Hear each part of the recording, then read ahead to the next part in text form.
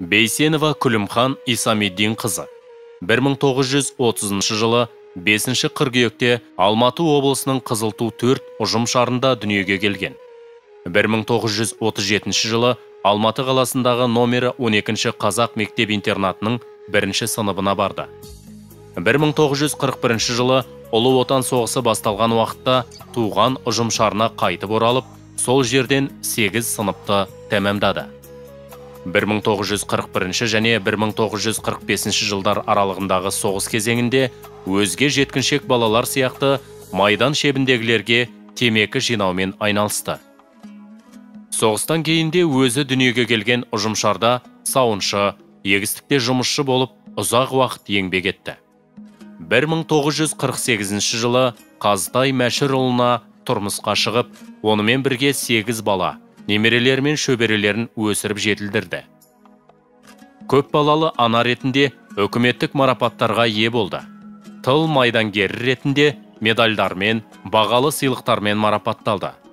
2020 жылдың шілде айында өмірден өтті.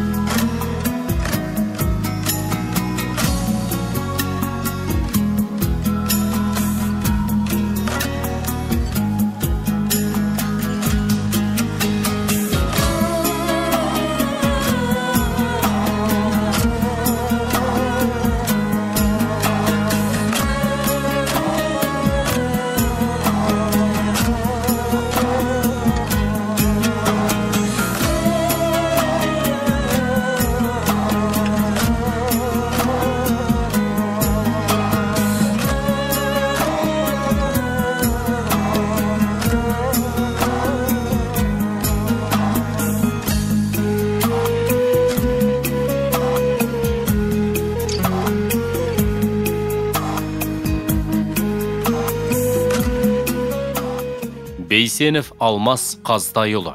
1958 жылы 21 тамызда Алматы облысының Қызылту 4 ұжымшарында дүниеге келген. 1963 жылы 1 сыныпқа барды. 8 сыныпты тәмамдағаннан кейін 1971 жылы Талғар механикалық техникумына түсіп, 1975 жылы механик мамандығы бойынша бітіріп шықты. Сол жылы Кеңес әскерінің Тынық мұхиты әскери теңіз флотына радист болып әскерге шақырылды. 1978 жылы 1 сыныпты старшина шенімен әскерден қайтты. Қызметтік жұмысын жүргізушілікке арнады. Әр жылдары жүргізуші, автобаза инженері қызметтерін атқарып келген. 1981 жылы Жарқынай Төлеубек қызына үйленіп, 2 бала мен немере сүйді.